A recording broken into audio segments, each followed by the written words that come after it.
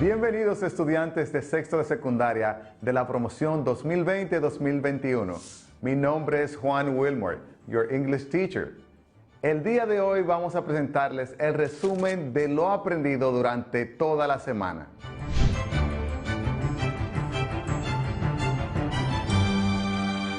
¿Sabes qué es el ensayo argumentativo? El ensayo argumentativo tiene como objetivo principal dar sustento a la tesis formulada por el autor mediante la exposición coherente y lógica de justificaciones o razones. Podrás redactar un ensayo argumentativo y compartirlo con los demás. Aprovecha tus redes sociales. Así, tus amigos pueden leerlo y hacerte comentarios. Como hemos dicho, un ensayo es un tipo de texto en prosa que explora, analiza, interpreta o evalúa un tema. Se considera un género literario comprendido dentro del género didáctico. También podemos retroalimentar lo que es argumentar, que no es más que utilizar el razonamiento para probar o convencer.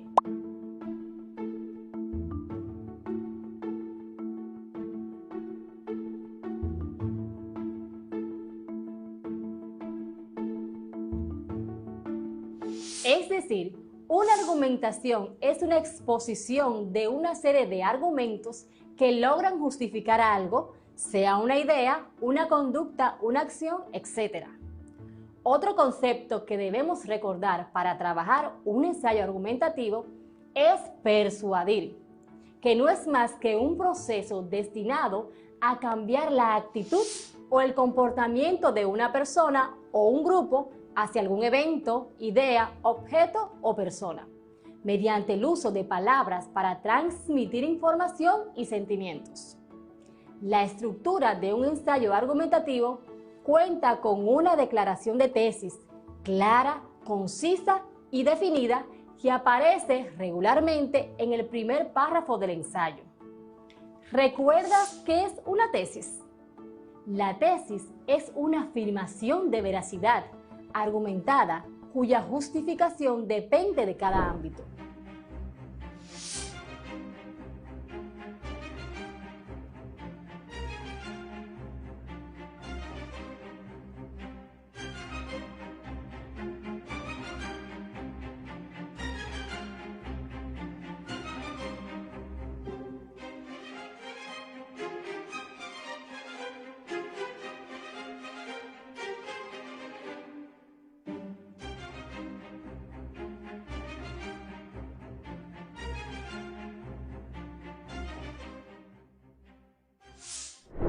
Leamos este ensayo escrito por el maestro Antonio Sena e identifiquemos su estructura.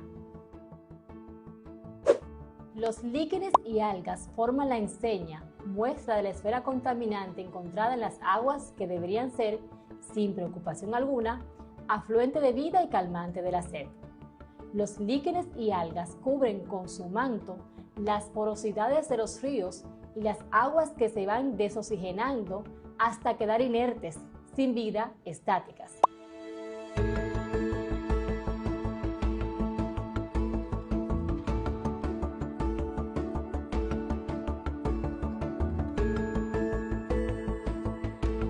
Cuando vemos estas plantas en grandes proporciones, son sinónimo de la pérdida de hábitat para las especies que se encuentran bajo la superficie del agua.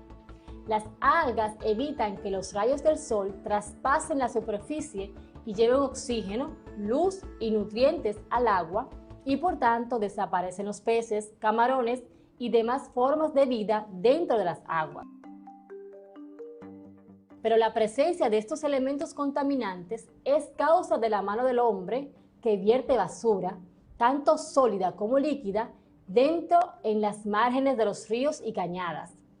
Las especies que dependen de aguas diáfanas y cristalinas para subsistir ven tronchado su progreso a causa de la falta de alimento y oxígeno. Las algas y líquenes son los únicos organismos capaces de soportar estas alteraciones en el sistema de aguas fluviales. Pero esta misma imagen, hermosa a veces, es la palpitante muestra de la muerte que invade con la fuerza de un volcán el ecosistema donde se desarrollan las especies de agua dulce y salobres. Pero esto no se queda ahí. También sus manos alcanzan los mares y océanos. Una muestra de contaminación humana son los ríos Ozama e Isabela, los dos afluentes más impresionantes que surcan en centro del Gran Santo Domingo. Estos ríos son la muestra fehaciente de la contaminación causada por la presencia humana en sus márgenes. Estos grandes brazos de agua se encuentran casi en su totalidad sin vida, donde la única imagen observada es la gran cantidad de algas y líquenes encontradas a cada paso en sus riberas.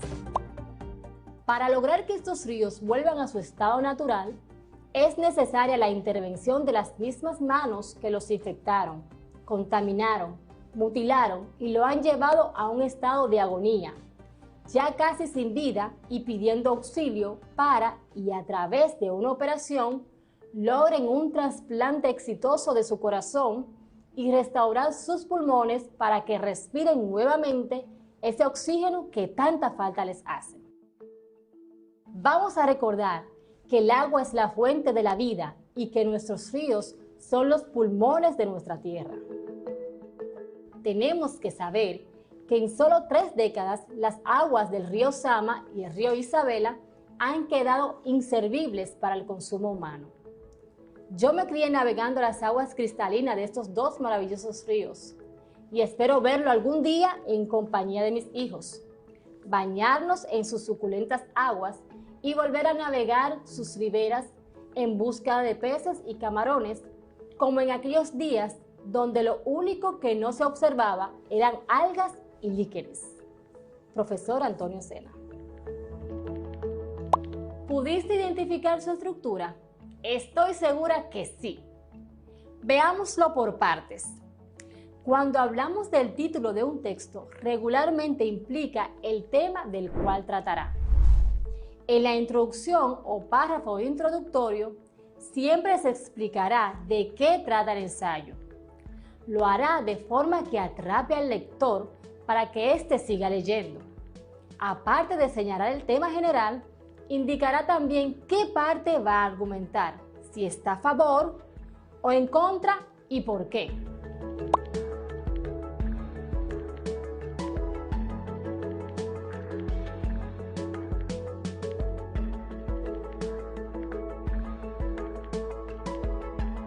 Después, le siguen los párrafos que presentan el planteamiento de la tesis.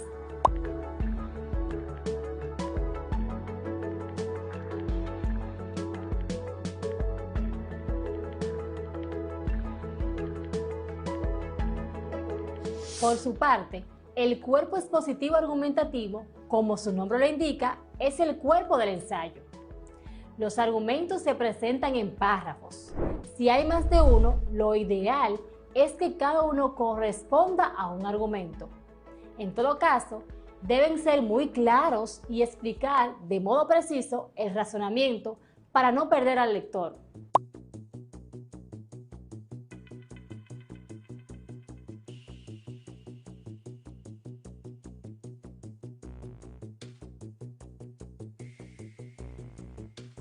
Los ensayos argumentativos pueden ser cortos o amplios. Lo que importa en ellos es la calidad de su redacción y de la tesis que presente.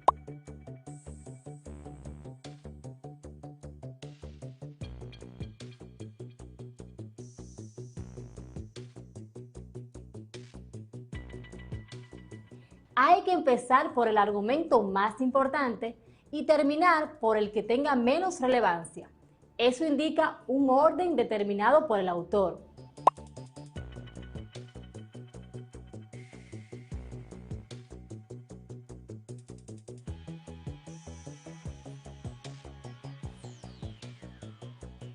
Es importante tener en cuenta que cada párrafo en el cuerpo del ensayo debe tener una conexión lógica con la declaración de tesis en el párrafo inicial. Algunos párrafos apoyarán directamente la declaración de la tesis, con la evidencia recopilada durante la investigación. También es importante explicar cómo y por qué la evidencia apoya la tesis. Una conclusión que no se limita a reafirmar la tesis, sino que se vuelve a leer a la luz de la evidencia proporcionada. Esta es la parte del ensayo que dejará la impresión más inmediata en la mente del lector.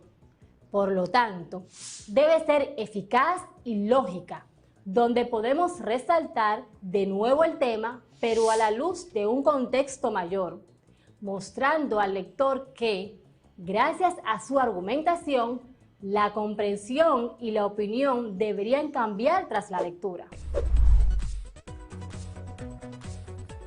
Destaca la estructura seguida por el ensayo, la tesis que plantea, los tipos de argumentos usados. ¿Observaste el uso de conectores? ¿Dónde? ¿Qué funciones cumplen? Tienes 30 segundos para iniciar con este esquema. ¿Estás preparado? ¿Preparada? ¡A trabajar!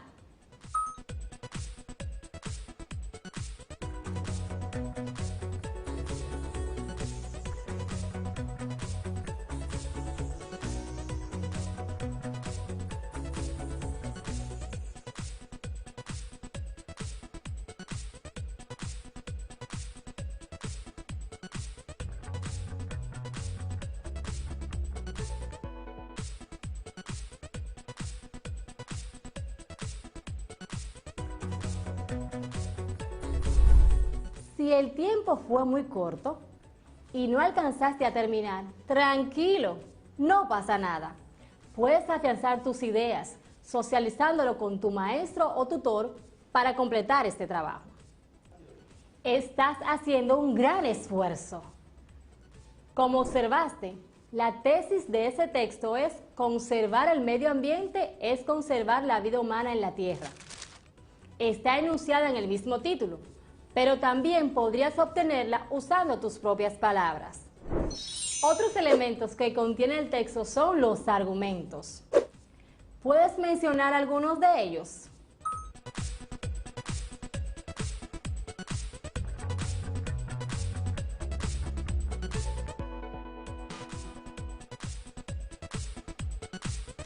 Algunos de los argumentos usados en los distintos párrafos del desarrollo son: China, que hasta hace al menos 10 años no parecía importarle la población de sus ciudades, ha sido uno de los actores más importantes en la ratificación del Protocolo de Kioto. Aparentemente, el gigante asiático ha comprendido los riesgos del cambio climático. Si sigue aumentando la temperatura del planeta, afectará el equilibrio ecológico, desde plantas hasta animales más grandes, incluido el ser humano.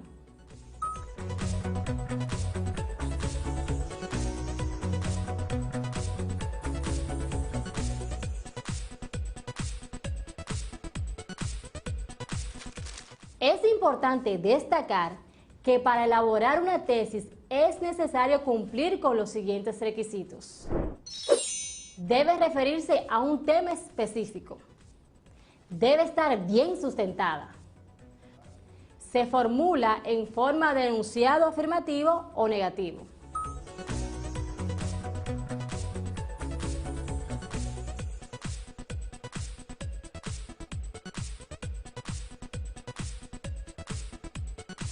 Ahora, te sugiero los siguientes temas para que puedas elaborar tu tesis. Recuerda que al final de esta unidad debes entregar un producto que consiste en elaborar un ensayo argumentativo de tema científico sobre el COVID-19.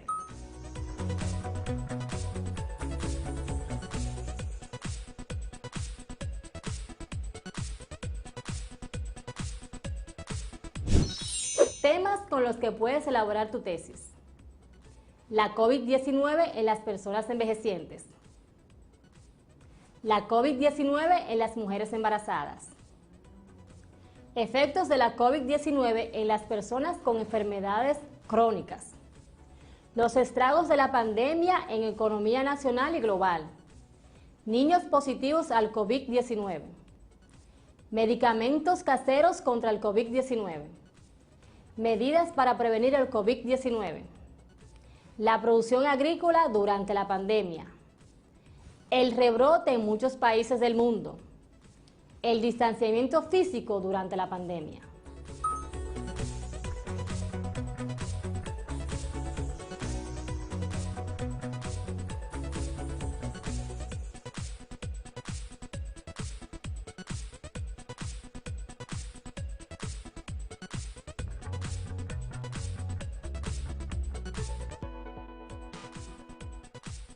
¿Se dice la COVID-19 o el COVID-19? La Real Academia de la Lengua Española considera que el artículo más adecuado para nombrar el acrónimo COVID-19 es el femenino, si se sobreentiende el sustantivo tácito enfermedad. COVID-19 es el acrónimo del inglés coronavirus, que da nombre a la enfermedad causada por este virus. Por eso, lo más adecuado sería el uso en femenino, la COVID-19.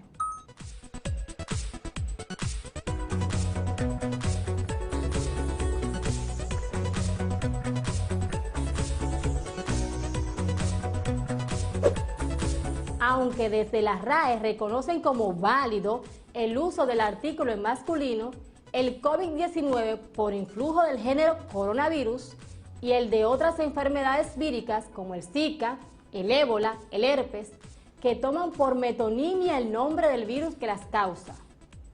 Por ello, aunque lo más recomendable es utilizar el artículo femenino la para hablar de la enfermedad, también es válido referirnos a este acrónimo en masculino.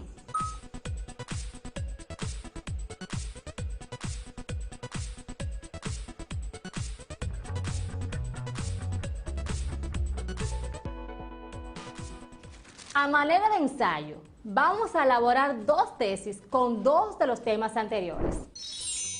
Las personas envejecientes son las más susceptibles ante el contagio de COVID-19. El distanciamiento físico, junto con el uso correcto de la mascarilla, se han convertido en las medidas más idóneas para cortar la cadena de contagio de COVID-19.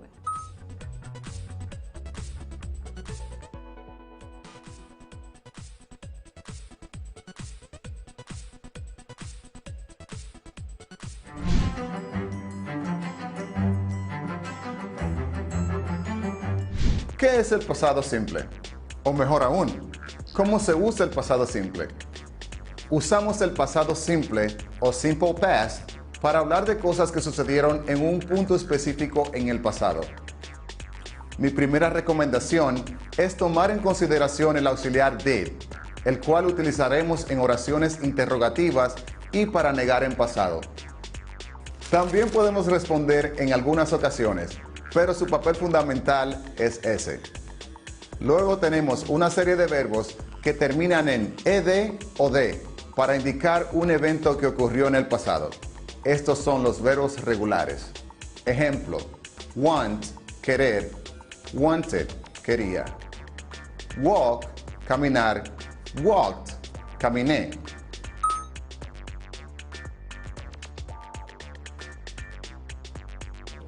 Existen también los que indican una acción en el pasado, pero que no terminan en ed o de y cambian radicalmente su estructura base. Estos se llaman verbos irregulares. Ejemplo: bring, traer; brought, traje; write, escribir; wrote, escribí.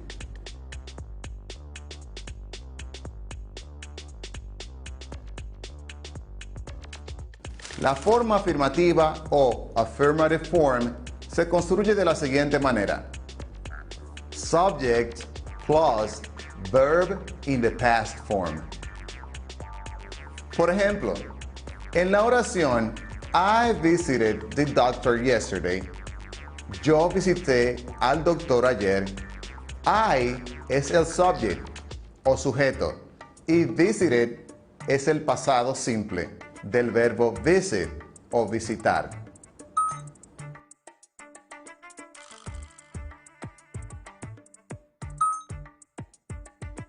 Luego tenemos la forma negativa o negative form y se construye de la siguiente forma: subject plus the not or didn't plus verb in base form.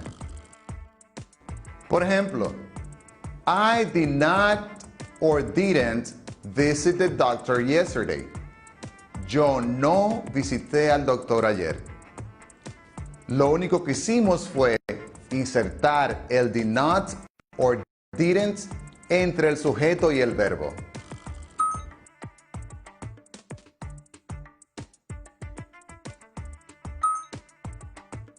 Por último, veamos cómo formular preguntas en pasado simple. Colocamos el auxiliar did plus subject plus base form of the verb y se escucha así. Did you visit the doctor yesterday? Did you visit the doctor yesterday? ¿Visitaste al doctor ayer?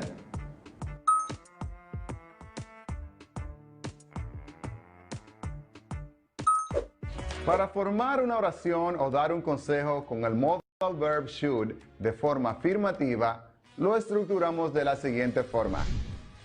Subject plus should plus base form of the verb. Ejemplo. Ella debe usar una mascarilla. She should wear a mask. She should wear a mask. She representa el subject. Should representa el modal verb, mientras que wear representa the base form of the verb.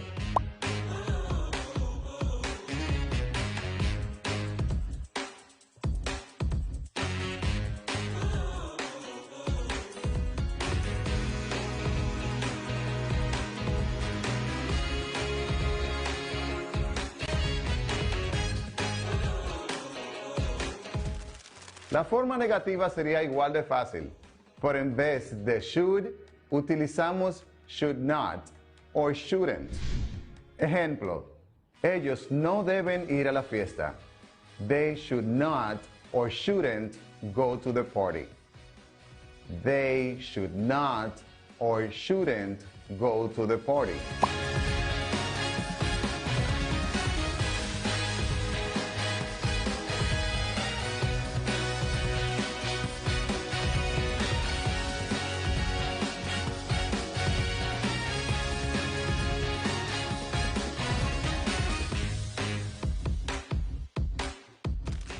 También podemos usar el should en pasado, pero necesitaremos un nuevo elemento, el auxiliar o auxiliary have.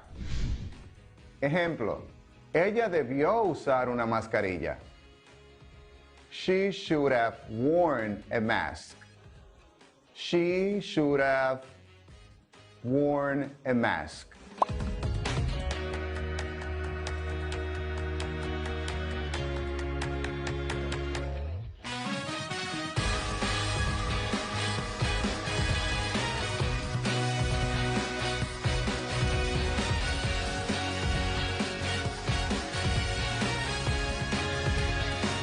Para su forma negativa hacemos los siguientes cambios.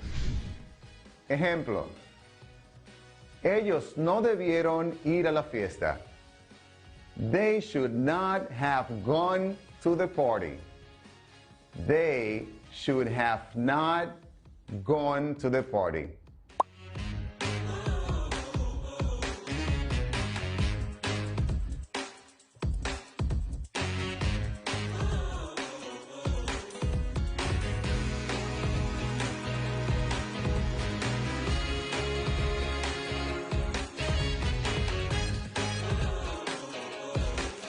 Listen to two dialogues giving advice about health.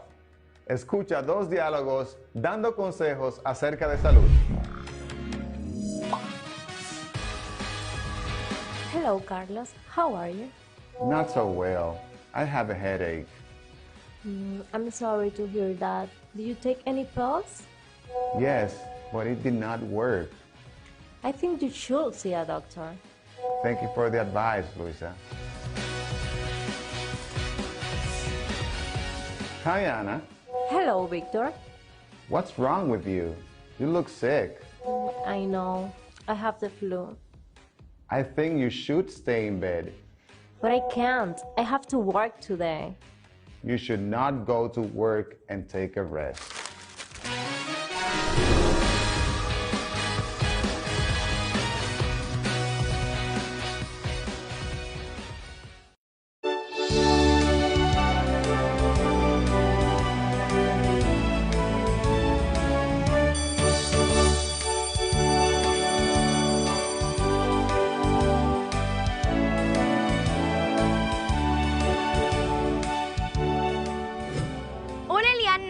Hola Yalía, hoy responderemos algunas preguntas frecuentes que tienen los padres sobre este proceso de educación a distancia. Me parece muy bien Yalía que respondamos algunas de las inquietudes que poseen nuestros padres o tutores. Una pregunta súper frecuente es la siguiente. Si en mi casa hay 4 estudiantes de cursos diferentes, pero solo hay un televisor, ¿cómo hago para que todos reciban las clases si solo hay 2 tandas? Una de 9 a 12 del mediodía y la otra de 3 a 6 de la tarde. Muy fácil, aunque son 3 horas, las lecciones diarias solo duran 1 hora y media. Cuando se acaba, inicia automáticamente una repetición de ese mismo grado en la hora y media restante. Es decir, que se repiten 4 veces cada contenido. Otra de las preguntas que se han hecho muchos padres o tutores es que las clases van muy rápido y muchas veces no pueden comprender todo lo que el maestro a distancia está explicando. Bueno, a todos los que les ha sucedido esto, el Ministerio de Educación les recuerda que luego de las clases a distancia por radio, televisión o dispositivos de conectividad, los docentes tienen la responsabilidad de comunicarse con los estudiantes para aclarar dudas, evaluarlos y asignar algunas labores. No duden en contactar a los profesores titulares si tienen alguna inquietud sobre las lecciones del día. No olviden sintonizar el canal de padres para orientarse sobre el proceso educativo a distancia y conocer algunos métodos pedagógicos que podrían ayudar en el aprendizaje de sus hijos o protegidos. Eso es todo por ahora, pero pronto continuaremos respondiendo las preguntas que ustedes pueden tener de este novedoso proceso de enseñanza. ¡Hasta pronto! ¡Adiós!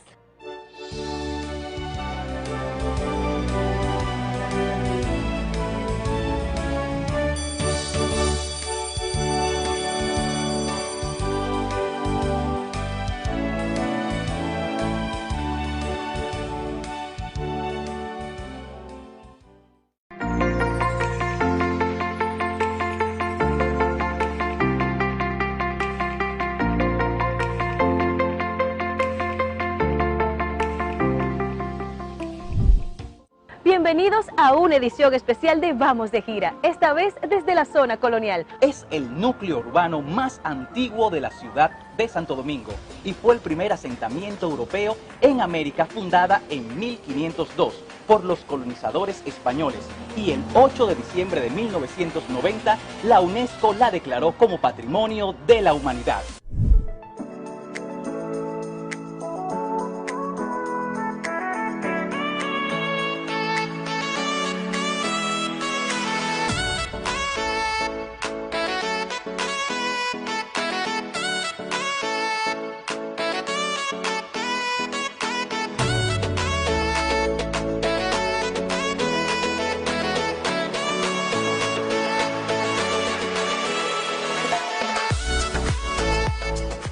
Iniciamos nuestro recorrido por la primera calle construida en el Nuevo Mundo y una de las más importantes en la historia de esta zona. Esta es la calle Las Damas. Fue construida durante el gobierno de Nicolás de Obando y se extiende desde la Fortaleza Osama hasta la cercanía del Alcázar de Colón. Bueno, Las Damas, dice la tradición que su hijo Diego Colón vino como virrey en 1509, trajo una comitiva de doncellas que venían a casarse con los colonos y los españoles que estaban ya viviendo aquí en Santo Domingo, y que ellas se paseaban, y la mayoría me imagino que se casaron y pasearon precisamente por esa vía, que era la vía paralela a la que es actualmente la Isabel la Católica, que era quizás la calle principal, llamada también la calle de las 4 calles. Se habla de 4 calles, eran 4 sectores de la calle que terminaron siendo uno, y entre la calle Las Damas y la calle actualmente Isabel la Católica, pues tenemos los principales monumentos coloniales de la época urbandina.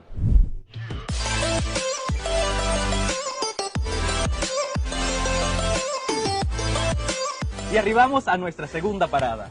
Esta ha sido el lugar de grandes acontecimientos a lo largo de la historia de la República Dominicana. Nos referimos a la Fortaleza Osama, cuyo objetivo era proteger la ciudad de los principales ataques de los piratas de la época.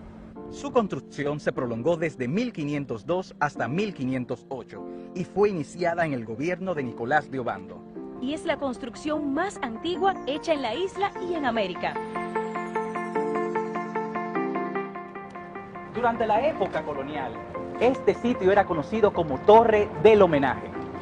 Aunque también fue conocida como Torre Vigía o Torre de Vigilancia. Esto porque desde su parte superior se podía ver toda la entrada del río Sama. En el interior de la fortaleza existen túneles y calabozos donde eran encerrados los prisioneros. ¿Y tú sabes que uno de ellos era Cristóbal Colón? ¿En serio?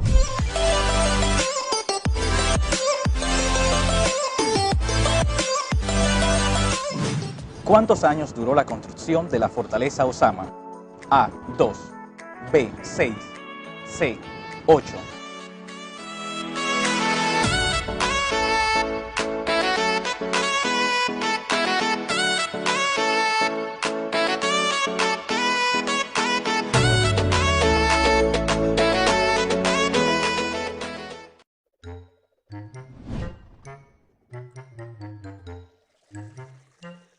Mi hermana se cayó y tiene una herida en la ceja izquierda.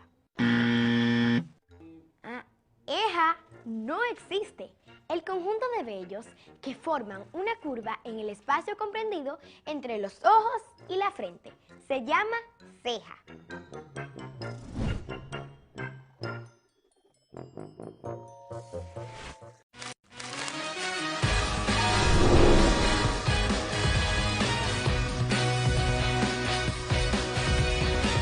¿Qué es una encuesta?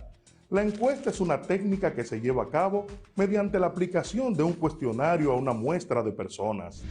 Los tipos de encuestas son: encuesta abierta, son aquellas en las que las preguntas planteadas, el encuestado formula sus propias respuestas.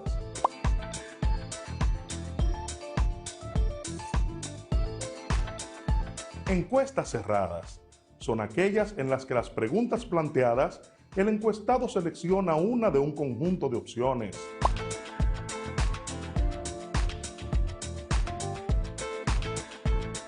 Encuestas mixtas son aquellas en las que las preguntas a los encuestados son preguntas tanto abiertas como cerradas.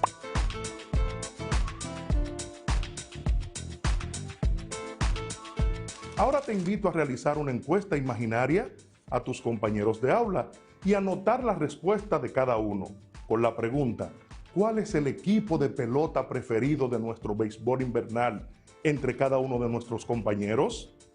Imaginemos que luego de la encuesta los resultados fueron los siguientes: Licey, 10, Águilas, 14, Leones del Escogido, 8, Toros, 5, Estrellas Orientales, 3. Total de encuestados, 40. Luego de aplicar la encuesta, obtuvimos estadísticas. Ahora, ¿te atreverías a definir estadística y estadísticas? ¿Podrías establecer sus diferencias? A partir de los resultados de la encuesta anterior, podemos diferenciar las estadísticas de la palabra estadística. Estadística es una rama de las matemáticas y una herramienta que estudia los usos y análisis provenientes de una muestra representativa de datos, claro está, cuya finalidad es explicar las correlaciones presentes en un fenómeno físico y natural.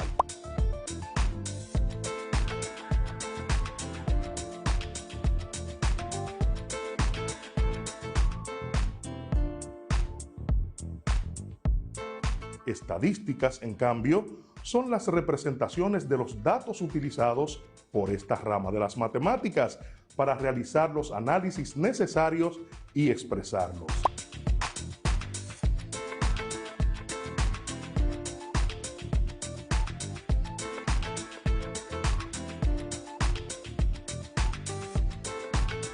volvamos a tocar nuestro ejercicio anterior, el de la pelota, ¿recuerdas? Tenemos dos preguntas que responder. ¿Cuál es el equipo de béisbol favorito entre los compañeros de aula? Pues las Águilas, por sacar mayor puntuación en este caso, 14 puntos. ¿Y el equipo menos favorito? Las Estrellas, por sacar en particular ahora solamente 3 puntos. En este planteamiento en particular, obtuvimos lo que en estadística se llama recolección de datos. La recolección de datos no es más que el conteo de las respuestas que han dado los encuestados a las encuestas aplicadas o a la cantidad de observaciones que se han hecho en un evento. Estos datos, cuando son pocos y al momento de recolectarlos, no están en el orden que se espera. A estos datos se le llaman datos no agrupados. Partiendo de aquí, podemos hablar de media, mediana y moda. La estadística más usada es el promedio y hay 3 formas de medirlo. Está la media, está la mediana y está la moda. ¿Y por qué 3? Buena pregunta. Cada una te dará una forma diferente de ver los datos, dependiendo, claro está, de la pregunta que quieras responder o el argumento que quieras defender. Cualquiera de las 3 podría probar algo. La media es la medida más usada para encontrar el promedio. De hecho, la gente siempre utiliza la palabra promedio para referirse a la media. Encontrarla es muy simple. Solo suma todos los números de los datos encontrados y divídelos entre la cantidad de números.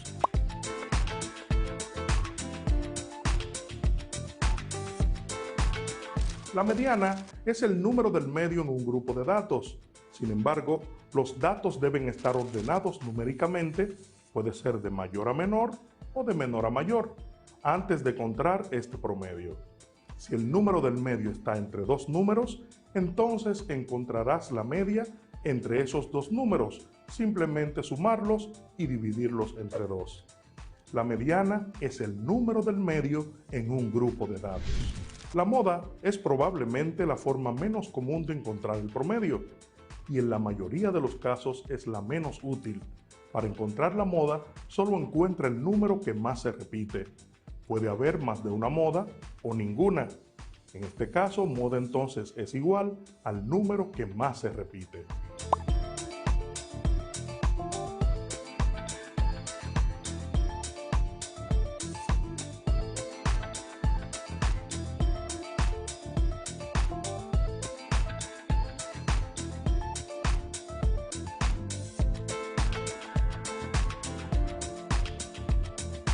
Hagamos un ejemplo de cómo calcular estos 3 conceptos tan interesantes.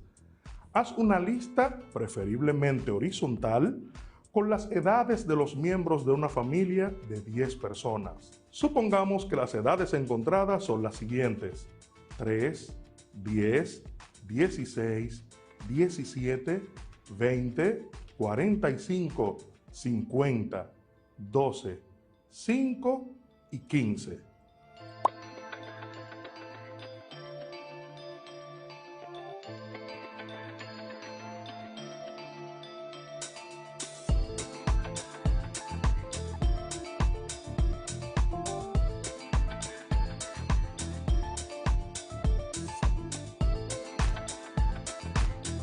Como puedes ver, estos datos no están ordenados y tampoco están contenidos en una tabla. Paso número 1. Ordenamos nuestros datos de forma ascendente o descendente, como tú prefieras. Así tenemos entonces en forma ascendente, es la que yo elegí, 3, 5, 10, 12, 15, 16, 17, 20, 45 y 50. Procedemos entonces a calcular la media y decimos, media es igual a la suma de todas las edades, todo esto dividido entre 10 por ser la cantidad de edades que hemos seleccionado. La media sería entonces 193 dividido entre 10. Esto nos daría un dato de 19.3. Es nuestro promedio de edades según el cálculo de la media.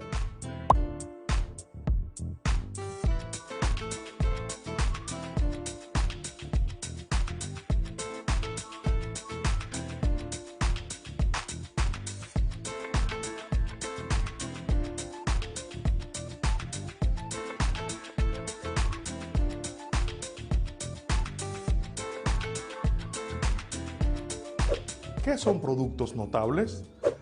Productos notables es el nombre que reciben multiplicaciones con expresiones algebraicas cuyos resultados se puede escribir mediante simple inspección, sin verificar la multiplicación, que cumplen ciertas reglas fijas. Su aplicación simplifica y sistematiza la resolución de muchas multiplicaciones habituales.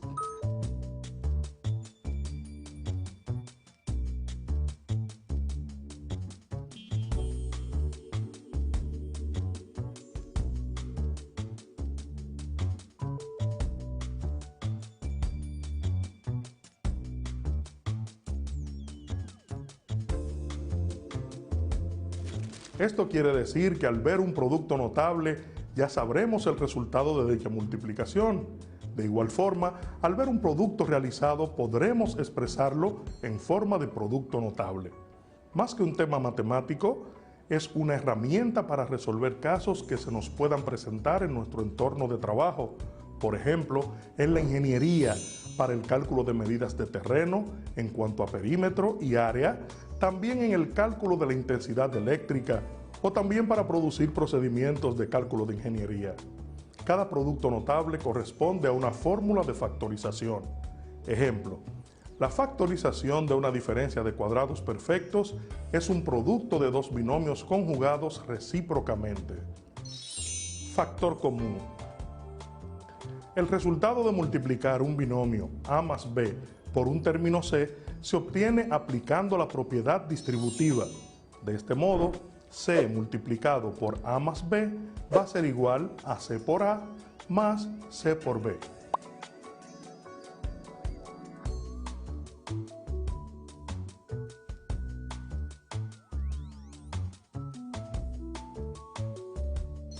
Para esta operación existe una interpretación geométrica. El área de un rectángulo es C multiplicado por A más B es el producto de la base por la altura, que también puede obtenerse como la suma de las dos áreas. Sería C por A y C por B.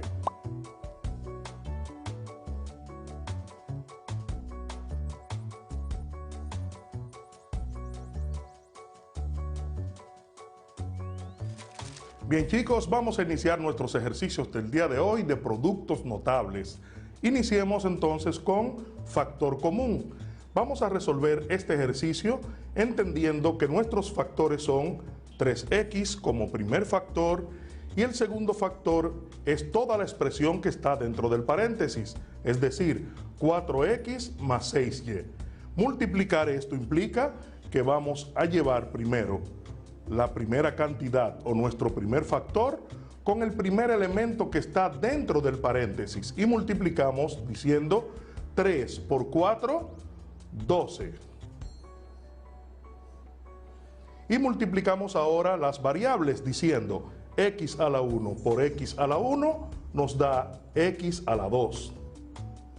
Muy bien, en este momento vamos a multiplicar nuevamente nuestro primer factor con el segundo elemento del segundo factor, es decir, 3x lo multiplicaremos con 6y, del modo 3 por 6, 18, sumando porque está positivo, más 18, y x a la 1 por y a la 1, xy.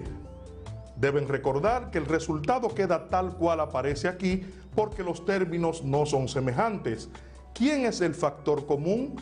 X es el factor común porque aparece en ambas expresiones del polinomio. El siguiente ejemplo que vamos a ver es binomio de un cuadrado o el cuadrado de un binomio.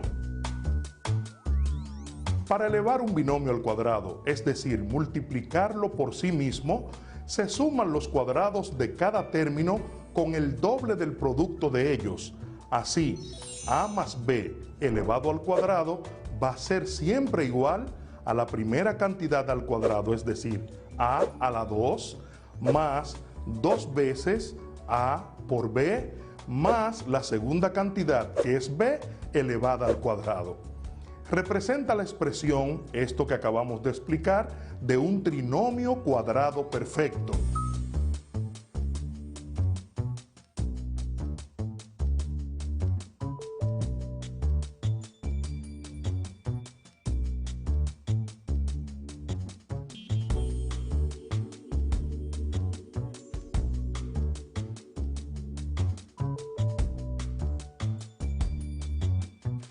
Observe qué sucede cuando el segundo término es negativo, es decir, sea el cuadrado de la diferencia.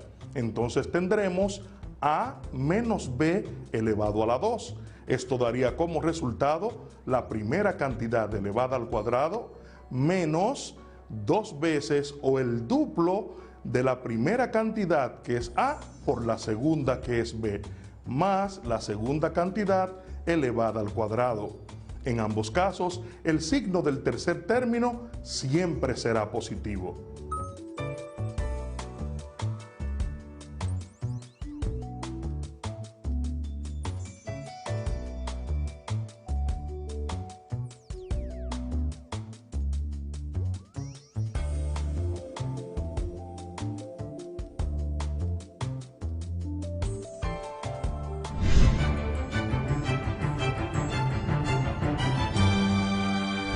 En la clase de hoy aprenderemos a clasificar y a definir las medidas y así determinar cuánta validez tendrían las mediciones de acuerdo con el resultado.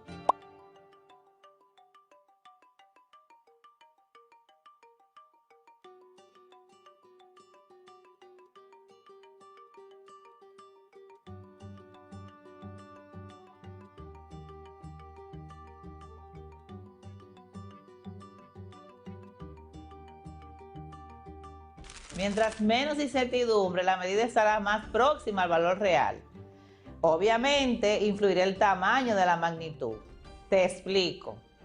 Analicemos lo siguiente. Por ejemplo, si nos dan una barra de metal de 500 centímetros de longitud y un clavo de 3 centímetros, este será su valor verdadero o real.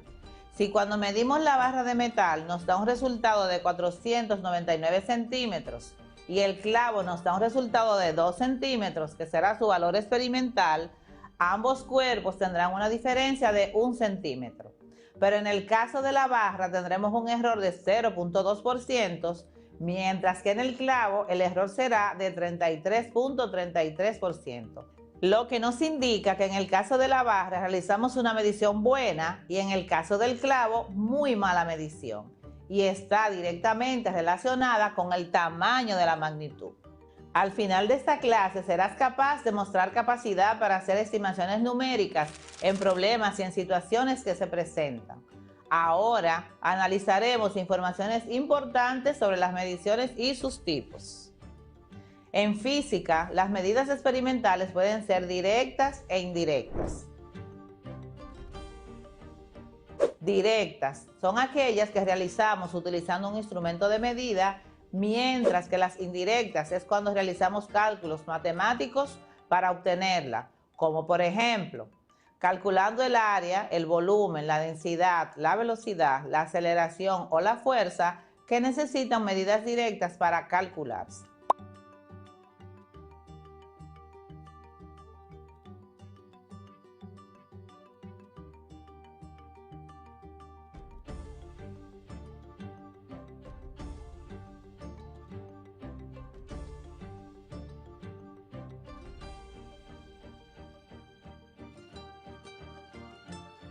Por ejemplo, si medimos el largo y ancho de la mesa con la regla, sería una medida directa. Pero si con esas mediciones realizadas calculáramos el área de la mesa, sería una medida indirecta, pues usaríamos una fórmula y una operación matemática que sería área igual a base por altura. Atentos, vamos a medir mi escritorio usando una cinta métrica. Si el valor del ancho o base de la mesa es 120 centímetros y el valor del largo o altura es 60 centímetros, podemos decir que estas serían medidas directas y podemos calcular el área de la mesa, que sería la medida indirecta, de la siguiente forma. Área igual a base